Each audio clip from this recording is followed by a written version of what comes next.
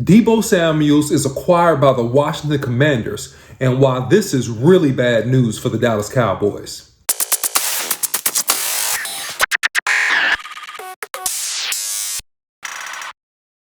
Don't forget to hit the like and subscribe button. Also, sharing is caring.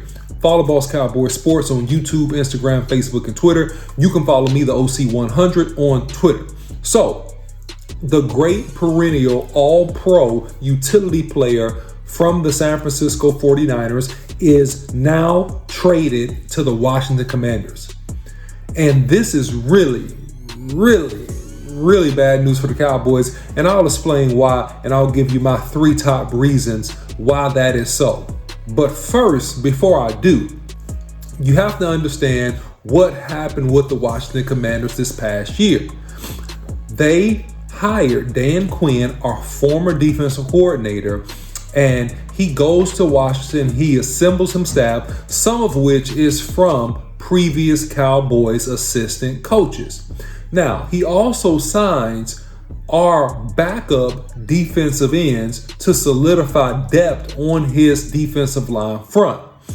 With his first pick in this past year's draft, he drafts Jaden Daniels out of LSU, the really dynamic, phenomenal young man out of LSU who came and really took the league by storm and did a tremendous job leading the Washington Commanders to the divisional round playoffs, where they would lose against the eventual Super Bowl champion Philadelphia Eagles. They got blown out. So, with all that being said, why is this bad news, and how in the world does this affect the Cowboys? The first thing we have to understand is, in this scenario, availability on the cap. Now, the top 3 teams that have availability on the cap goes as follows, and I'm going to use round numbers. This is not exact, but they're round numbers. Number 1 is the New England Patriots. The New England Patriots have roughly $125 million of cap space available as we speak. Number 2, the Las Vegas Raiders. They have roughly $92 million that they can spend in cap space. Number 3, which is important for our conversation, the Washington Commanders. The Washington Commanders currently have a roughly $79 million or so available under their salary cap. So, why am I talking about the salary cap?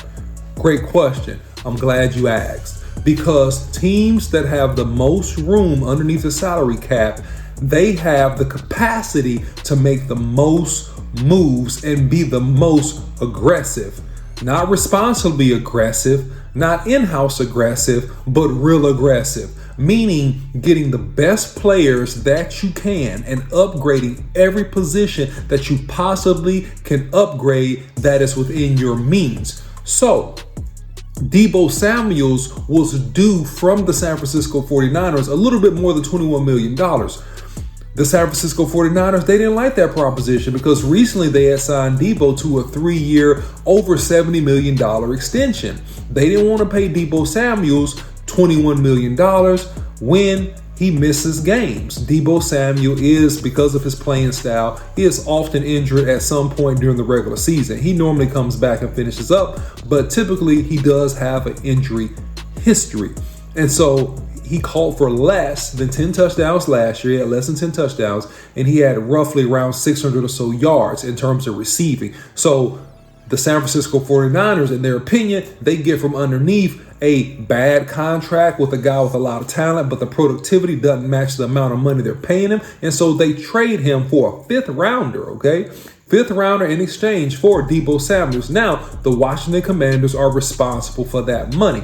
No problem whatsoever, because they had, as I mentioned, almost $80 million, $79 million available. All right, so they take him. And what does this do? What does this do in particular for the Washington Commanders? Well, it gives them a dynamic, prolific weapon that can create havoc in the NFC East.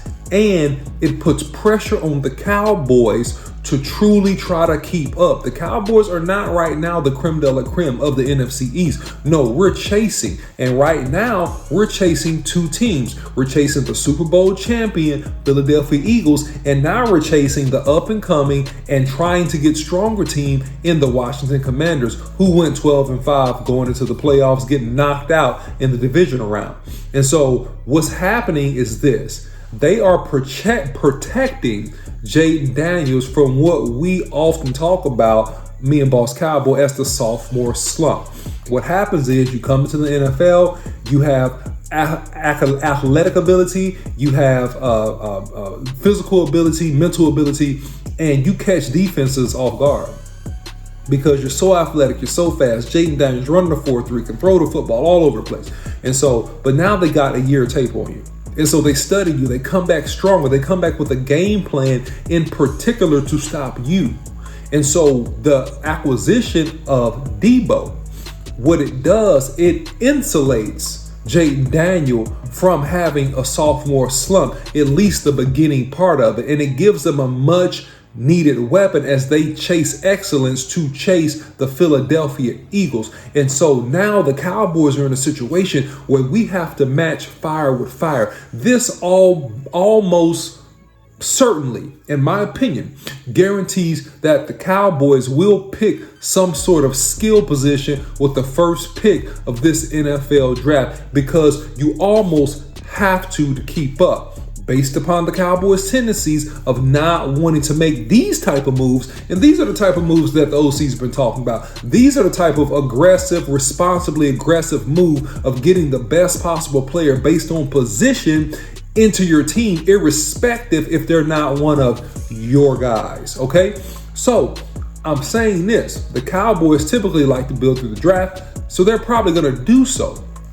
And what this is also going to do, if you look at the Washington Commanders, it is showing you the aggressive pattern that teams that improve greatly take in the beginning part of the offseason. This was done before the draft. And that's a very, very key thing, because the Philadelphia Eagles at the top of our division will pick at the bottom of the first round, but the Washington Commanders, they will pick before that in this year's draft, and they still have a ton of cash underneath that salary cap, meaning that they are going to make aggressive moves. They will probably add another skill position. They will probably try to strengthen that offensive and defensive line of some sort. And trust me, they're going to do everything they can to protect Jaden Daniels and give him as many weapons and options as humanly possible so that he can be successful. Will the Cowboys do the same for Dak Prescott is the question.